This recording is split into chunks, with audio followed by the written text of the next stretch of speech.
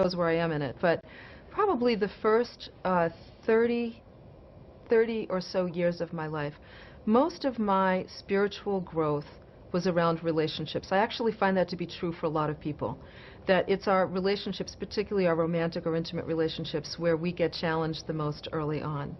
And so a lot of I would often choose men, I would often fall in love with a man's potential and then have a relationship with the dream of that relationship. So I would literally be in relationship with the dream of what it could be instead of the reality of what it was. And that's like probably the most prevalent theme throughout all of my early relationships. And the gift of them, the gift of every single person I was ever involved with, and I see all of them as spiritual change agents today, is that they really forced me to grow. You know, there were the painful relationships with the men who weren't emotionally available, and I thought for sure, you know, they couldn't feel their feelings, and they couldn't be there for me emotionally until, you know, a therapist said to me, did it ever occur to you that maybe you can't feel your feelings and you can't be there emotionally for people? And that was a whole new concept for me. And, you know, and so that man who, quote, couldn't feel his feelings became a catalyst for me looking at my own inability to do that. And so a lot of my relationships were unbalanced as well. A lot of times I would choose partners who weren't ready for their own commitment to consciousness like I was, and I was trying to get them on board, which was a really arrogant and inappropriate thing to do, but I didn't know it at the time. I thought I was being helpful, and, you know, controlling looked like helpful and loving. And so I reached a point in my life, I mean, the truth was I was really afraid of being alone.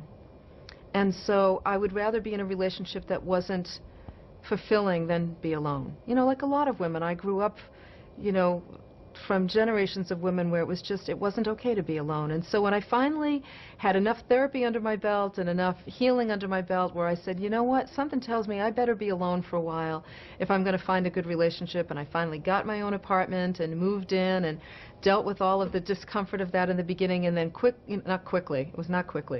over time began to fall in love with myself and my own place. And then I started to think about meeting a partner, and I started to, you know, face the reality that I was lonely in a different way and that I wanted someone to share my life with.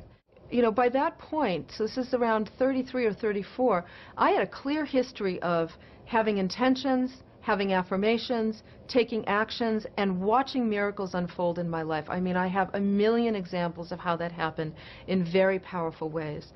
And I write a lot about those experiences. And so I decided, you know what, I'm going to take this and I'm going to craft myself a great partner. And I spent 7 days writing about exactly the kind of man I'd like to meet, his physical qualities, intellectual, where he was at financially in his life, spiritually, all the way down to I hope he loves dogs, and, you know, I hope he has dark hair and dark eyes, because I'm so attracted to men with dark hair and dark eyes. My prayer is always, you know, to God, please allow this or something greater to occur. You know, please, if this isn't in my highest and best interest, that's okay. Don't let it happen then. You know, but please may this or something greater occur that supports my highest and best interest. So every day I worked on this list, and then at the end of 7 days I gave it to a close friend and I said, here, have I missed anything? Because you're always going to miss something. And I did, and she helped me to, you know, really tighten up the list.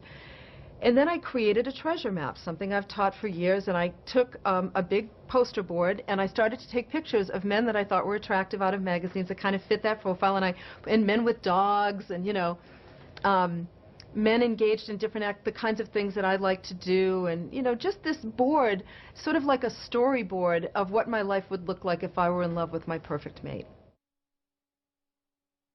One night I was sitting in my apartment with a girlfriend of mine who was an actress, and she was going through a magazine that had personal ads in it. And she was reading the different personal ads with different accents as part of her acting training. So she gave it to me and she said, here, you try with an Italian accent. And I suck at that. So I said, you know, I'd open up the magazine and I start to read this one ad and I say to her, oh my God, this is an amazing ad. She said, read it to me. And I read it to her and I said, wow, there was something about it that just really hit me. And she said, call it. I said, absolutely not. I'm not calling a personal ad. Are you kidding me? She said, I dare you to call it. I said, no way, I'm not doing it. So I put the magazine down. Every day for 4 days, I picked up that magazine in my apartment and I read that ad. And on the 5th day, I remembered. Affirmations plus action creates miracles. And I remember where I was standing. I remember the exact phone I used. I picked up the phone and I dialed the box number on the ad. And before I said anything into the recording, I said out loud, this is my prayer to the universe. I'm ready to meet somebody important in my life. I don't know whether it's this person or not, but this phone call is my willingness to take action to make that happen. 2 days later, Michael called. I love the name Michael, by the way, as well. And he called to respond to the ad. And we spoke by phone. I was so nervous. Talked by phone. He sent me his photo. I sent him mine. On the day that we were supposed to meet for dinner, I went to the post office and his photo never arrived. And I thought to myself, God, should I cancel the date and wait for the photo? And I said, nah, just go. And I walked to I went to the restaurant where I was to meet him, and he walked through the door, and I'll never forget, he walked through the door, and I thought, please, God, let that be him. And he walked up to me, and he went, Cheryl, and here I was, this professional speaker, right, this like all-together woman, and I went, Michael? Like a little girl. And that night was the first time in my life where I couldn't catch my breath through the whole dinner. As a matter of fact, he started making fun of me. And as I got to know him, I realized he met just about everything on my list except cooking. I forgot to put a man that cooks on my list, which I really want to go on record as saying is an important thing if you don't cook, but no.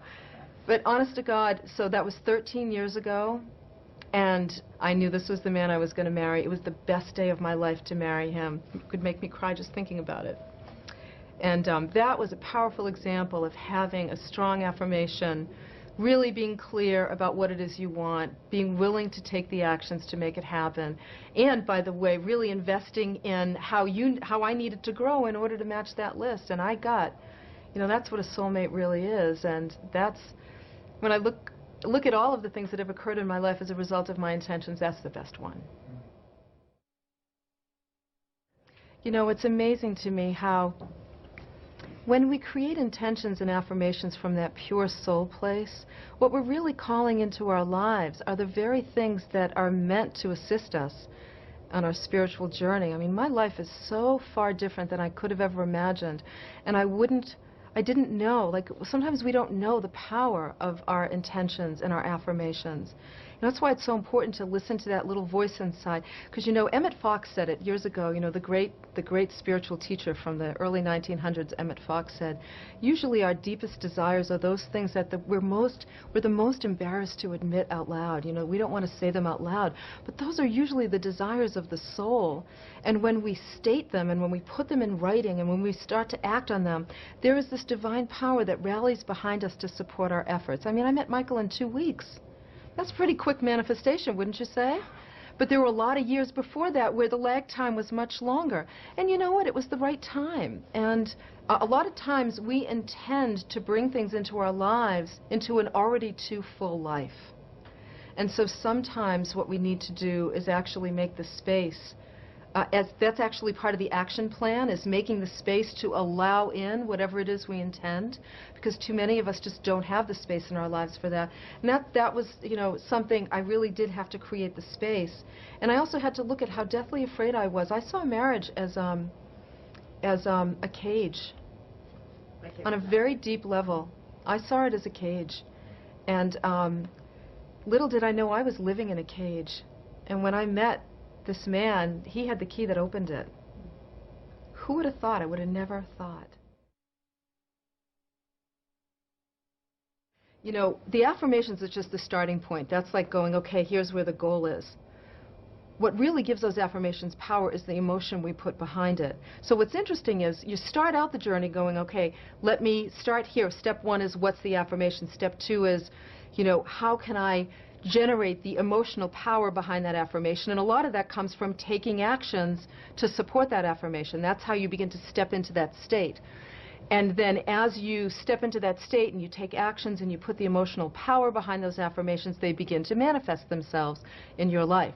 Now you come full circle, and the opposite then becomes true, or really it's just more full circle in that it's more about living in that powerful emotional state and the belief that all that I need is right here in this moment. Love truly is the most powerful force in the world. You know, abundance is our birthright and available to each and every one of us if it's part of our spiritual plan. And so it's living in that emotional and energetic state that is the sort of end.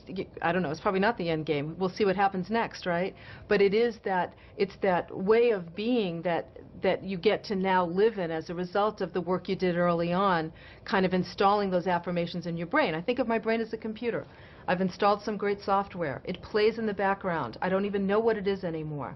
I don't even hear the words, but I live in the state of those words as much as I possibly can, and I feel when I'm not living in that state.